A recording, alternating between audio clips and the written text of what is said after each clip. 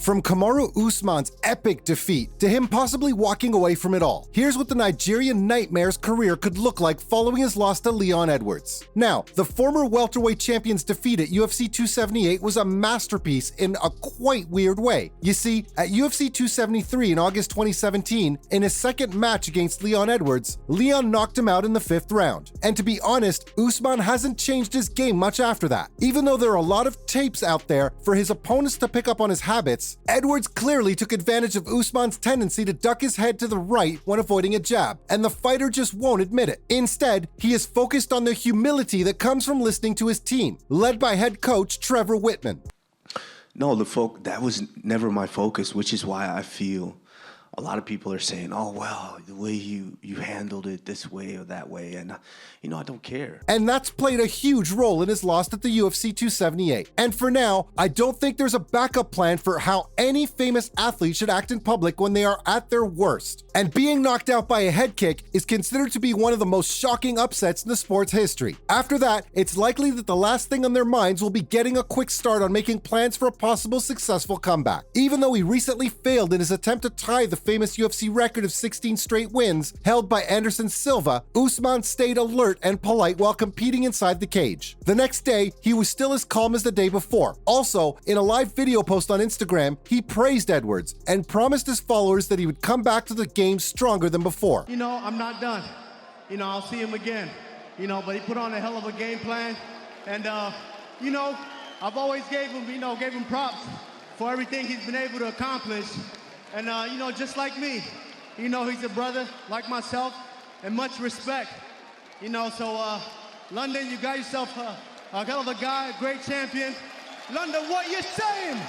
Usman, who'll be 36 in May, told the media before the trilogy title fight at UFC 286 in London he did this mostly on purpose. He said that he'll be the betting favorite in O2 Arena when he goes to Edwards' adopted country. One thing's for sure, despite everything that has happened, it looks like he's just as ready for that battle as he was for any of his others. And if anyone's worried about his mental health after such a terrible loss, I would tell them not to worry because he's a tough nut. In fact, he told an interviewer that he thought he was well equipped to deal with situations like this. He thinks he's lucky to have done and seen things that have helped him get through this hard time in his career. Taking into account his whole life and job, it makes perfect sense why he would do that. Usman was born in Nigeria, which you probably already knew. When he was 8 years old, his family moved to Texas. At that age, having lived through different cultures might help a person put things in perspective. And the same was true for Kamaru. At the University of Nebraska at Kearney, he won the national championship twice. He said that his 300 or so matches as an amateur wrestler taught him how to deal with defeat, and losing to Edwards was, at best, just another one of those setbacks. Usman then talked about how Jose Caceres beat him in his second professional mixed martial arts fight. In the first round of that match in 2013, the loser gave up and the match was over. Still, he came back after 7 months and won his last 19 fights.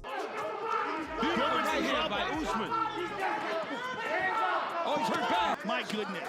Oh, another right hand. Oh, another jab. I am the welterweight champ for a reason. I'm here to stay. We got this little street thug. This winning streak lasted over 10 years and 3 fight promotions, so I don't think that this flaw would cause him trouble later in his career. Usman was also able to get the most out of his training for the tournament by working with more experienced athletes. I'm talking about fighters like Rashad Evans, who used to win the UFC's light heavyweight division. Who better than Evans to teach you what it takes to get to the top and what problems you might face once you get there? In fact, Usman said in an interview that he knew exactly what to expect because he'd been able to watch all the best athletes in the sport. There's a lot of noise that comes with being the winner. Usman had a lot of it when he went into UFC 278. A lot of it. Because he's so good at fighting, he's always been the favorite to win. And he showed that in his fight against Edwards inside the octagon back in 2015. Not only was Usman on his way to MMA immortality, he could have been on the short list of all-time greats if he matched Silva's record. Besides that, he was openly thinking about the possibility of fighting Canelo Alvarez, who's a huge star in Mexico. He also talked about moving up to the light heavyweight division to avoid a fight with the middleweight champion at the time, Israel Adesanya. He said that he deserved a better fighter to compete with than Adesanya. Apart from the UFC, he also has a thing with the entertainment business. After getting a speaking part in Wakanda Forever and the sequel to Black Panther, Usman's name started to get more attention in Hollywood. This movie is based on an African superhero. Yeah. I feel like I'm a superhero every time I fight, so why not? I should definitely be in this movie. Yeah. So I kept just kind of speaking about it, and I talked to my manager about it. Oh, you Not, pushed for this? When I first, said it, but that was the first one came out. Less than a quarter of a year after he was knocked out, the movie came out. So, whoever thought that he'd be upset or angry after losing would have been surprised by how he felt. He felt relieved, and why not? When we look back, we see that Georges St-Pierre, who was the welterweight champion at the time, gave up the title in 2013 and retired. He did that because it all got too much for him, and Kamaru shares that sentiment. Since he's always had to stay on top, which is the kind of pressure that can make a person go crazy, this could be the case for him. I think it's possible that Usman considers something similar too. I mean, the guy's been in the octagon for so long, and he doesn't even need to prove himself anymore since everyone's familiar with his capabilities. It's a beautiful thing about being in Colorado. I'm out here just chilling. The sky's beautiful. The day is great. Everybody's just chilling.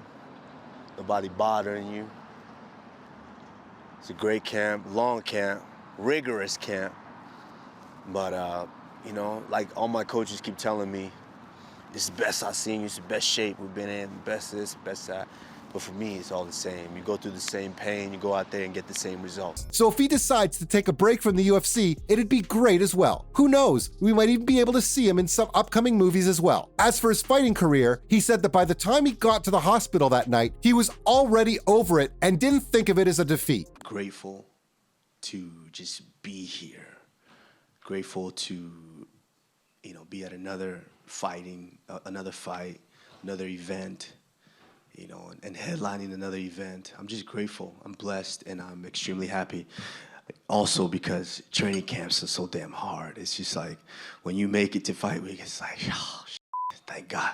And because of this, he can finally be himself and stop worrying about meeting the expectations of both his fans and his team. He said that it made him enjoy the sport more, which was refreshing from how the noise around him made him feel. He said the expectations and the noise took the fun out of the sport for him, and he's clearly worked hard over the years to get to where he is now. It shows in how much he enjoys and values his job. So logically speaking, it's best if he stays under the radar until he feels like this isn't a chore anymore. Besides, Usman said that because he's a competitor, he sometimes gets so stubborn that he does things in a way that backfires. And he feels the need for his stubbornness because he's always under pressure. Even though he doesn't think losing a second time to Edwards would change his legacy or what he's done, Usman's determined to win the trilogy because he wants to send a message about perseverance. He knows that even some of the best fighters in MMA history, like GSP and Amanda Nunes, have lost their titles the same way. So he would need to focus on what's important to him first and put aside the other expectations for a while. That's all I've got on what Kamaru Usman's career looks like following his loss to Leon Edwards.